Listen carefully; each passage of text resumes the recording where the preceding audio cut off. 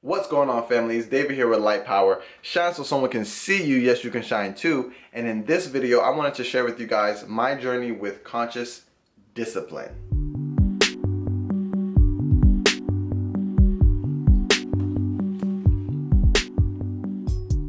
So when I use the term conscious discipline, what am I meaning? Well, I'm actually just suggesting doing the things that you know you're supposed to based on the results that they're going to give you, but it's most likely these things are difficult, strenuous, or tedious, so you must build the willpower in order to actually do these things. So in this short video, I wanted to share with you guys a couple of things that I've started doing, I would say, since my realization of life, or since my realization of lies, because if you don't notice a lie, it actually looks like the truth. So you have to realize, okay?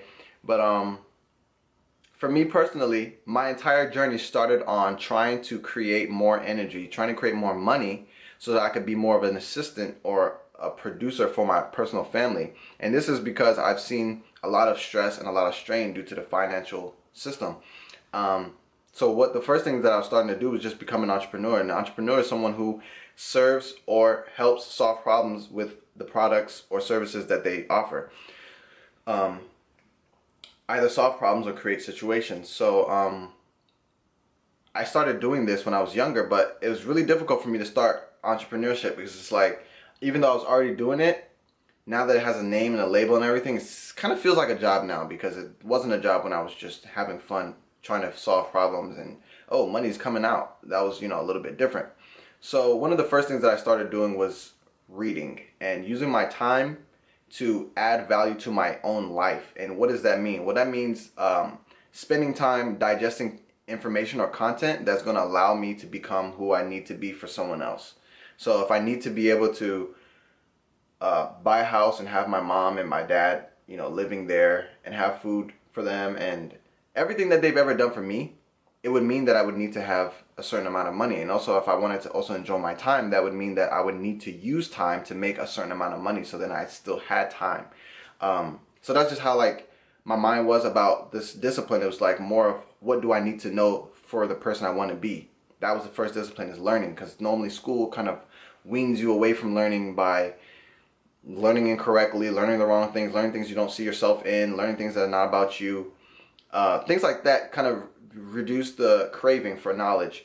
So that was the first thing I had to put on real strong, was a helmet of knowledge. I needed to want to know, learn. The second thing was actually more practical, meaning it was less, let me just tell you, go try it out, try to see how it goes. This second thing was actually the first thing that actually put my mind on ready, on prepared. Yes, we're reading, we're getting knowledge, and we're preparing to use that knowledge for something new. But then what happens when you're going to do something and you feel super, super, super out of whack about what you're about to do, even though you know you have to do it? You have to do it. You don't want to do it. It's hard to do. It takes time, but you have to be in for the whole thing. So the second thing that I started doing was cold showers. And this is a cold shower technique I actually picked up off of Tai Lopez a couple years ago. From his explanation and from my best recall, what you want to do is normally just take a shower the way you would normally take a shower. Normally people get the water nice and toasty, not too toasty, and then they jump in there, do the scrubbing, do whatever they got to do, shampoo if they got to do that too, and then they get out of the shower and they just get, whatever, and continue. But for me, I realized from Tai Lopez's message, well, first we're talking about the lymphatic system, which is a system of nerves within the layer of the skin, I believe. I have to do some more research. It's been a while since I looked at the lymphatic system. But this is the body. These are the nerves in your body that pretty much regulate to temperature, feeling, and touch through the skin. So you can stimulate your lymphatic system by hitting cold water or jumping into cold water. So one thing I realized is that after I took my warm shower, I wanted to test out this cold water thing.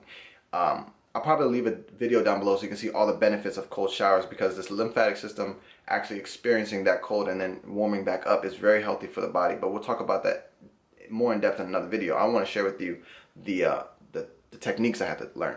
So when I started doing a cold shower, it was right after the warm shower, after I'd taken all the soap off my hair and everything. I would hit the water on cold for about 15 to 20 seconds.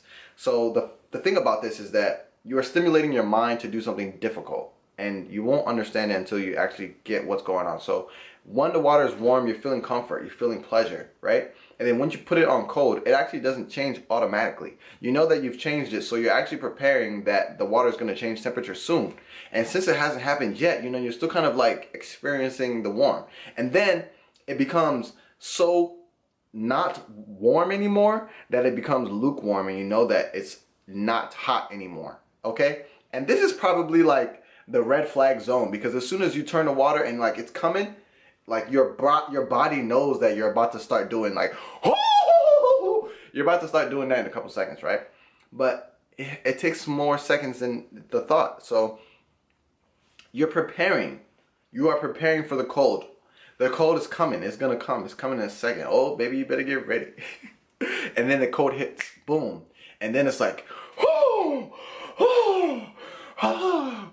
Let me make sure I get everything. Touch my heart, touch my feet, touch my arms, touch the back of my neck, touch my chest. And after you do all of that, you have just experienced the worst. It feels terribly, it feels terrible. It feels terrible. But then the funny thing is, as soon as you're done, you get out of the shower. You don't go back to the warm. I mean, you could if you wanted to, but I realize I like walking out of the shower feeling cold, because then the air warms me up and I don't feel like I'm shivering on my way to my room, because the air would be cooling me down if I came out of a hot shower.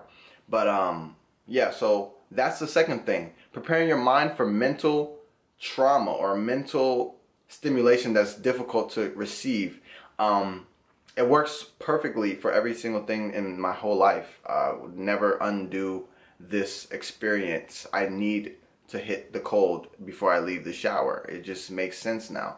So it prepares you. It prepares your mind to be ready for doing difficult things. That's what I really appreciate about that. So that would be the number 2. And for the third thing, which is actually one of my most favorite things, as far as all the things that I've ever started, some days you might get off on the wrong foot. Some days you might need to get up and start going to solve a problem or help someone. So you might not be able to have the same amount of time to do everything. But when there's one thing that I have never been able to take off my schedule and of my list of disciplines, and that thing is meditation. I don't know how meditation got on my tongue. I just know it fits really. We live in a world in a time frame now where we have so much technology and so many computers and things to help us with our thoughts and help us with our lives. And I've just noticed, it's kind of ironic, but most people don't know how to take care of their electronics, and it's ironic because they also don't take care of their health or their mind or their mental health, because they're not aware. They're not aware that, oh, this computer's running slow. This is what you can do to clear the programs and get it running started again. Or, oh, if you're not able to connect to this, you have to actually do this and then run that, and then it actually works again. They don't actually find the time to do this. They rather call somebody and be like, hey, I'm having problems with this. Can you tell me how are we going to get it done? So for me, meditation, right, is almost like understanding the computer enough to know what to do with it. So for example, if you bring me your phone and your phone is just frozen, it's not doing whatever you want it to, I'll be, oh, well, just, you know, turn it off and turn it back on. Well, that is life for me. You know, that is my life. When I do find myself in a fog or a haze, I meditate. Even if I don't sit down, cross my legs, and listen to some ocean waves, you know, I still meditate while I'm doing whatever I'm doing, because I'm in that moment presently. And being present is an issue with life when we're focused on the past and when we're focused on the future. We're too afraid of how it's going to come. We don't know if it's going to fit right. And in the past, we're looking at whoever said whatever they said and how it made us feel. So like, being present is a skill. Being present is a skill. Because if you talk to someone and the first thing they start telling you about is all their bad family history, where are they? Where are they? Are they admiring the product that came from that situation, or are they stuck there? Being present is a skill. It's a skill to be present, because most people don't understand how far the mind has been transformed and manipulated. So meditation for me. In the morning, I normally sit down or lay down and I listen to some ocean waves. That's exactly how I love to meditate. The process of meditation for me starts with a slight stretch before anything turns on, before any music or anything. I need to at least wake my body up a little bit, and then sit down for about 20 minutes. Normally like to set a timer for 30 minutes, and I always get up, you know what I'm saying? Like I always actually have tears coming out of my eyes. My eyes are closed, but you know, it's not crying, but like your eyes water sometimes. That will happen. And like I would just feel like, okay, it's time to get up. And every time I get up, it's normally around like 26, 27 minutes. Every time. I don't know why. I don't know why. But yeah, staying present, being present is a blessing. It is a gift. And no one knows it because no one's telling you. I don't know who's supposed to tell you. I'm telling you. Shine so someone can see you. I want to shine. So meditation would be number 3. How the process. Okay, so when I get started, right? I jump into the meditation. I lay down after stretching, or I put my legs on a chair or something. I don't normally lay down flat. If I do it on the floor, I don't lay down flat. Put my legs on something. It kind of keeps my mental awareness somewhere else. And then, yeah, focus on my breath. I focus on my breath. I fill up from my lungs, the diaphragm, fill up for about 5 to 10 seconds somewhere in there. And then I exhale through my mouth. But doing this for a couple 20 minutes will really get you into the present moment, because you have to be on your breath. You can't stop breathing. Try to forget about breathing. You just can't.